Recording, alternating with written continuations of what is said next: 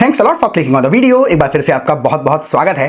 And today is day 20 of our 21 day English fluency playlist कहें, challenge कहें, 21 videos का ये कलेक्शन है और इसका पर्पस है to help you think in English. हम यहाँ पर आपको इंग्लिश में सोचने की प्रैक्टिस करवाते हैं. देखिए, we can not always translate Hindi sentences into English to express ourselves. कुछ बातें हैं अपने तरीके से कही जाती हैं. तो आज हम बात करेंगे हमारी बिल्ली की. बिल्ले की बातें करेंगे जो बीमार पड़ गया है. और जब हम ट्रीटमेंट की, मेडिकेशन की, एडवाइस, कंसल्ट की बातें करते हैं तो ये जो वर्ड्स हैं इनके हमने मीनिंग सीखे हुए हैं. हमें इनके पर्पस सीखने हैं और सीखना है how to use them correctly in a sentence. एक सेंटेंस में करेक्टली कैसे यूज़ करना होता है. तो आप हर बात को अपने शब्दों में कहने की कोशिश करिएगा, right. And stay tuned, watch this video till the end to understand the logic of spoken English, right. जैसे हम ये कहें, हमारा बिल्ला बीमार पड़ गया. हमारा बिल्ला बीमार पड़ गया है, कैसे कहता? Our billa is sick. Our बिल्ला is sick. Our cat is sick. ये आपने अवस्था बता दी उसकी. हमारा बिल्ला बीमार है. Our cat is sick. Logically तो यही एक सही तरीका है कि भाई आप अवस्था बताएं, ना कि आप लिटरल सारे वर्ड्स को यूज़ करने की कोशिश करें. लेकिन मुझे स्पेसिफिकली ये कहना है, हिंदी में देखना मेरे सेंटेंस को, हमारा बिल्ला बीमार पड़ गया है. अब मैं इसमें पता एक भावना भी दे रहा हूँ, पहले नहीं था अब है. अगर मैं कह रहा हूँ बिल्ला बीमार है तो है ही है. हाँ. मुझे स्पेसिफिकली ये भी इंडिकेट करना है कि हमारा बिल्ला बीमार पड़ गया है. इसको मैं कैसे कहूँ?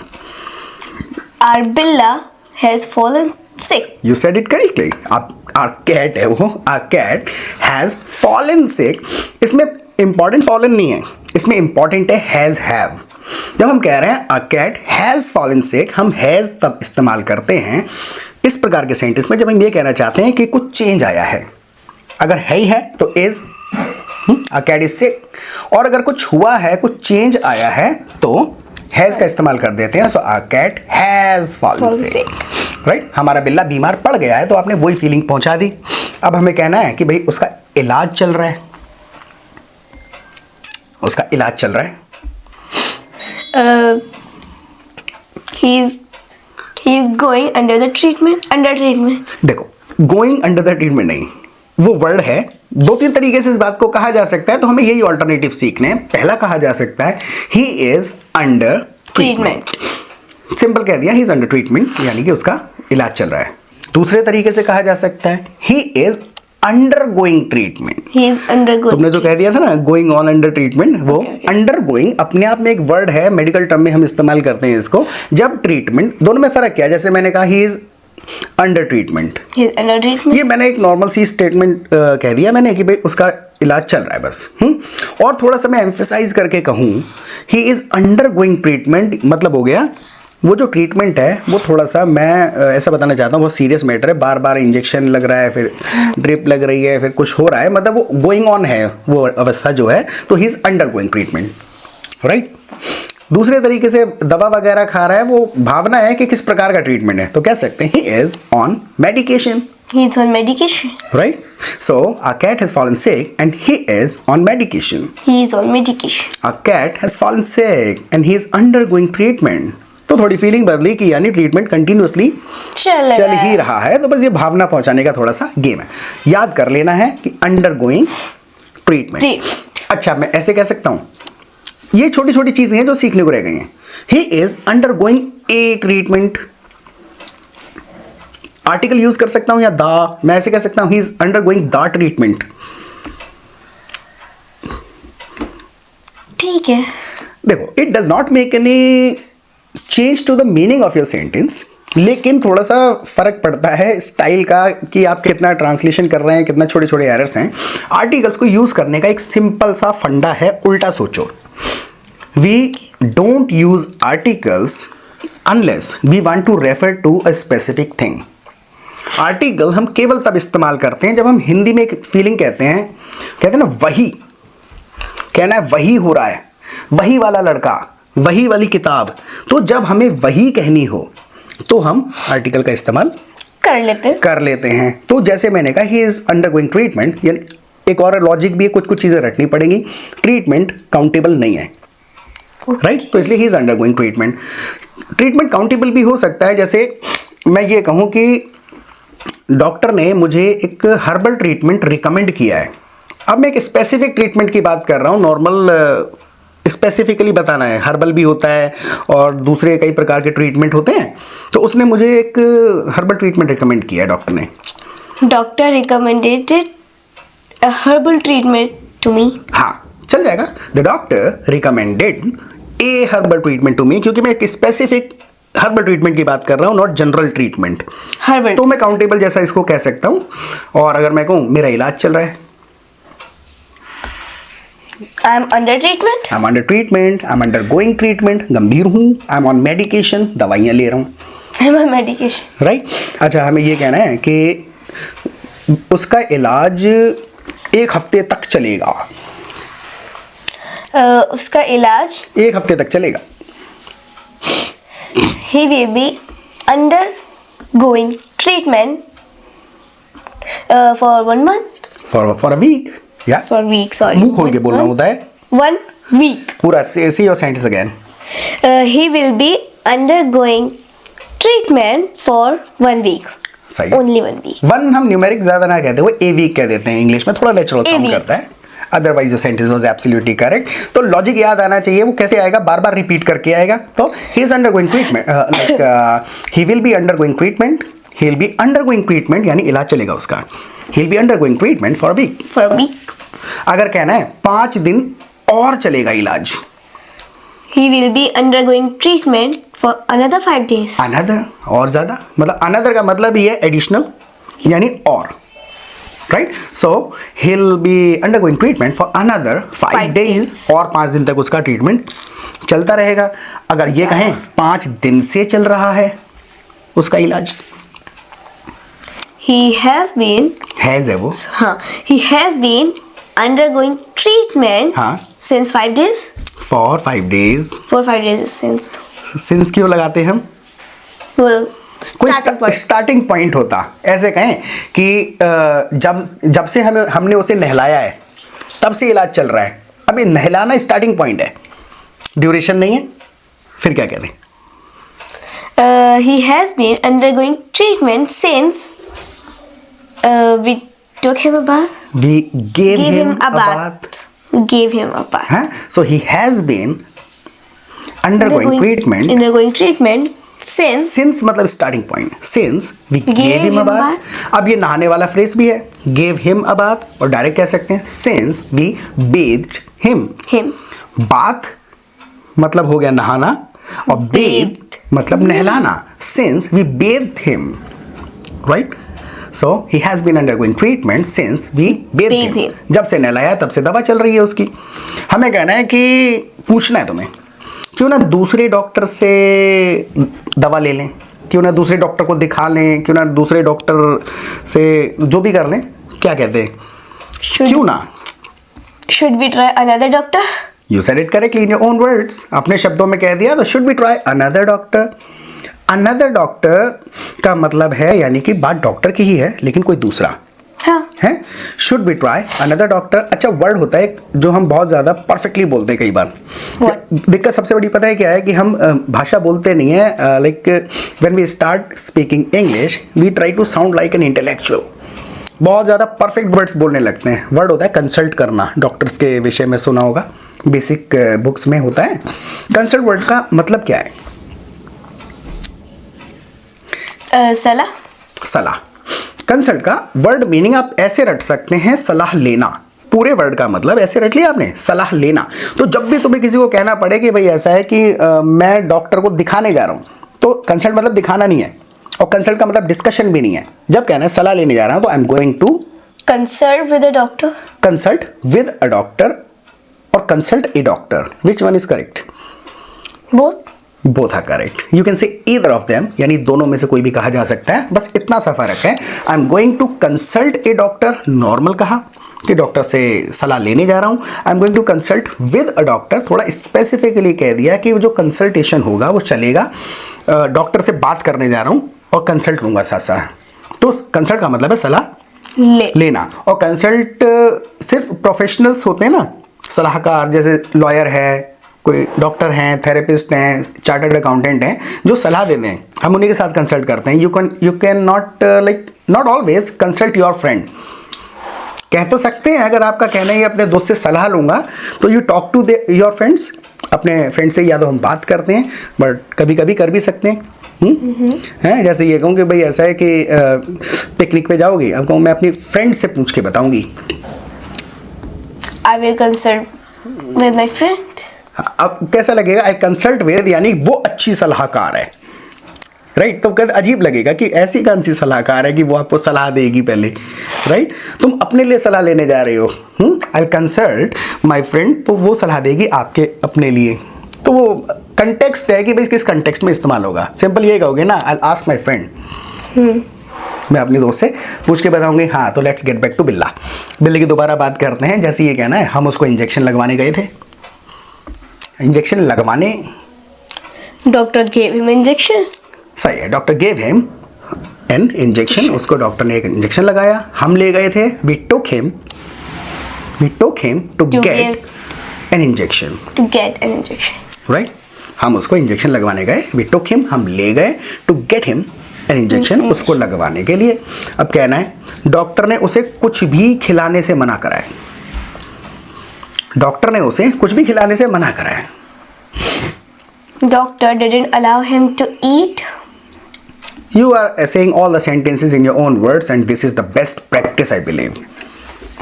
सबसे अच्छा तरीका यही है कि आप रियल टाइम में बातें करें।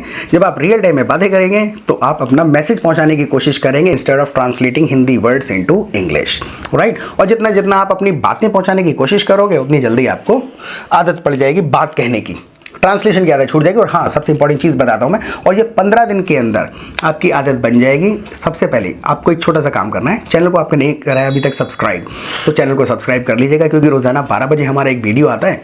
तो जैसे ही हमारा वीडियो आएगा आपको नोटिफिकेशन आ जाएगा, you will not miss any of our videos, कोई भी वीडियो मिस नहीं होंगे। और दूसरा एक छोटा सा काम हमारा करना है, वीडियो को करिएगा लाइक, और लाइक करने के बाद आपको कहीं पर भी स्क्रीन पे वीडियो को हाइप करने का ऑप्शन दिखेगा, तो please hype the video, it will help our video reach more people on YouTube. It will be a favor to us, right? और आपके लिए मोस्ट इंपॉर्टेंट, आप हमारे प्रैक्टिस ग्रुप्स ज्वाइन करिए और लाइव क्लासेस अटेंड करिए and see the magic within 15 days. Real time में 10 minute बात करना is better than watching videos and practicing alone for 2 hours। क्या कहा कि 10 मिनट आप रियल टाइम में बातें करिए। तो हमारे ग्रुप्स में क्या होता है, 24 घंटे बहुत सारे मल्टीपल ग्रुप्स होते हैं, उनमें प्रैक्टिस चलती रहती हैं। कोई ग्रामर डिस्कशन ग्रुप है, कोई फ्रेसेस हैं, कोई ओनली इंग्लिश ग्रुप है, कोई इंटरमीडिएट है। तो अपने लेवल के अकॉर्डिंग सारे ग्रुप्स का एक्सेस रहता है आपके पास। आप अपने लेवल के अकॉर्डिंग इस ग्रुप में जुड़े, वहाँ कोई कोड वर्ड शूट डिस्कस कर रहा है या कोई बीमारी से रिलेटेड टॉपिक पर डिस्कशन हो रहा है, वहाँ पर सीखा थोड़ा बहुत। दूसरे ग्रुप में जुड़ गए, ग्रामर सीखी, तीसरे में जुड़ गए, ओनली इंग्लिश वाले में सिर्फ सुना, बोलना नहीं आता है, तो सुन सुन के सेंटेंस पता चल जाएंगे कि यार ये लोग क्या सेंटेंस यूज़ कर रहे हैं। एक दो बोल सकते हैं क्योंकि वो लर्निंग ग्रुप है। कुछ समझ नहीं आता during the conversation, learning group है, एक दूसरे से जब पूछते रहते हैं भाई आप ये फ्रेज कह रहे हैं, क्यों कह रहे हैं।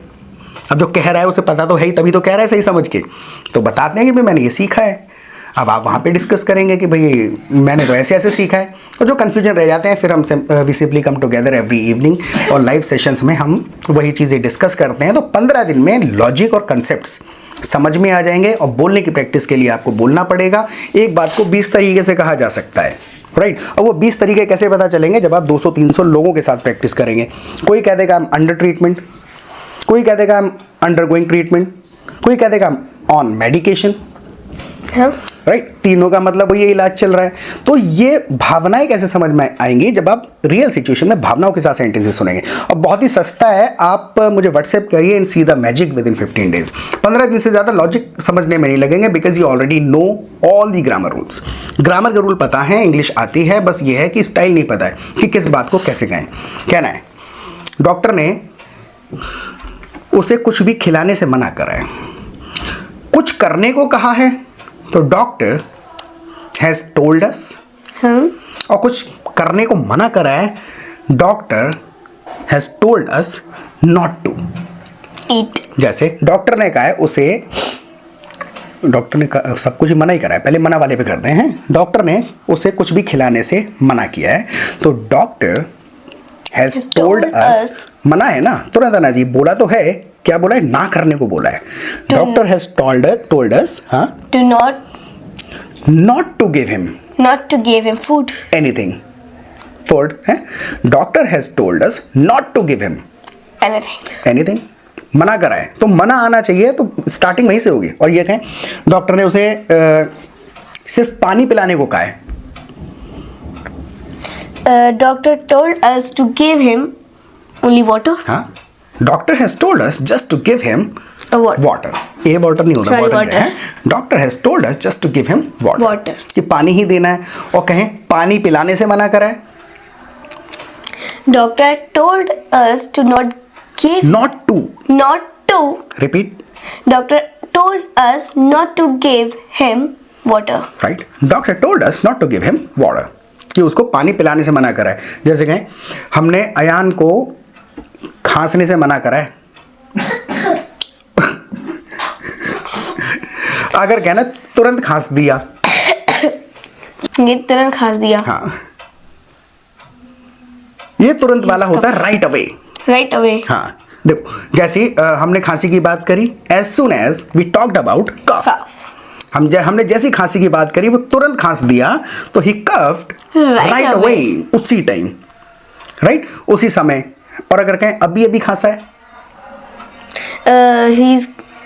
he just coughed, right. तो हम किस सेंटेंस पर थे कि हमने उसे खांसने से मना किया है, तो we told him not to cough, right. कुछ मना है तो we told him not to, और कुछ करने को कहा है we told him to, right, we told him not to cough।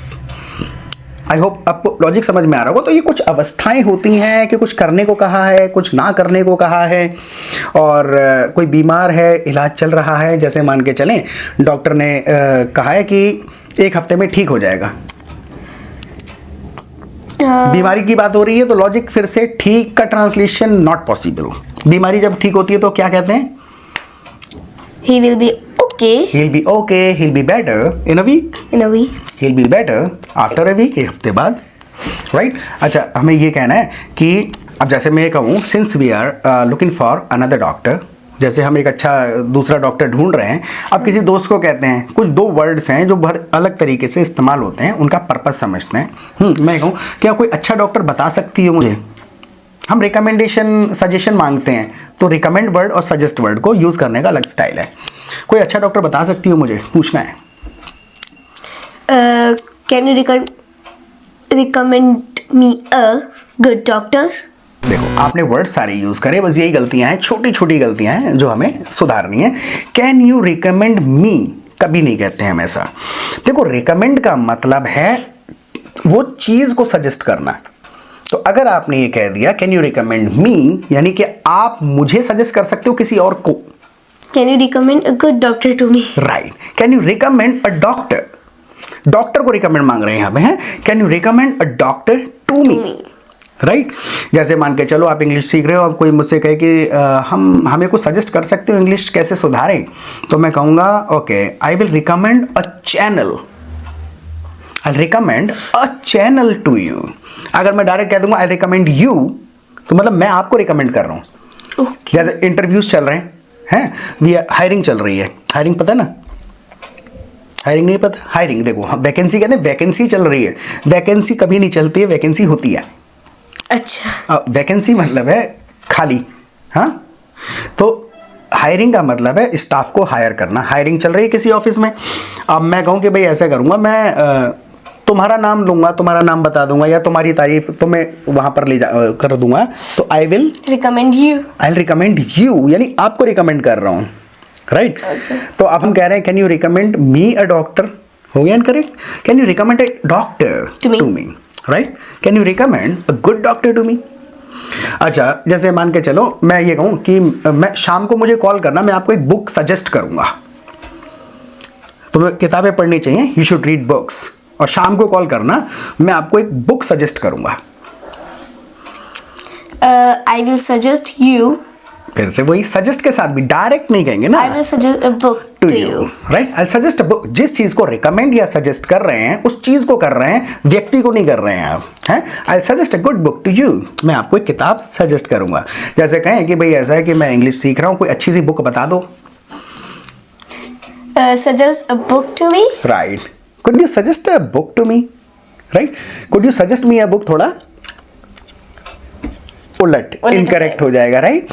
Okay, जैसे मान के चलो कहीं पे कोई कहे कि भाई एक इंग्लिश टीचर की रिक्वायरमेंट है, कोई इंग्लिश सीखना चाहता है, मेरे को मेरा नाम बता देना यार, मेरे बारे में कह देना, तो मैं क्या कहूँगा? Suggest me, recommend me, recommend me to them, जो ढूंढ रहे हैं, राइट? आई होप थोड़ा बहुत आपको ये वर्ड्स जो हैं, देखो 300 करीबन कॉमनली यूज होने वाले सेंटेंसेस होते हैं, और अगर आपने वो मास्टर कर लिए, you will be able to express yourself correctly and naturally, and for that you need to participate in real time conversations. Real time में बातें सुनेंगे, अलग अलग स्टाइल्स पता चलेंगे, हिंदी से इंग्लिश का ट्रांसलेशन करके 20% बातें कही जा सकती हैं, 90% 80% मैथ थोड़ी कमजोर है। आपने ये भी कहते सुना होगा, ये लास्ट है, मैथ्स कभी नहीं होता है। मैथ, हम कहते हैं मैथ्स के टीचर हैं, मैथ्स मेरी इतनी है, मैथ्स अनकाउंटेबल है, राइट? सो मैथ थोड़ी कमजोर है। 20% बातें बोल पाएंगे हम ट्रांसलेट करके, 80%, the remaining 80% is spoken in its own way, अपने तरीके से बोली जाती है। तो आप ग्रुप्स में आइए, आपको लॉजिक समझ में आ जाएगा। इसके बारे में आप हमें प्लीज़ फीडबैक देना कि इससे थोड़ी बहुत आपको हेल्प मिली या नहीं मिली, और प्रैक्टिस करते रहें। बाय।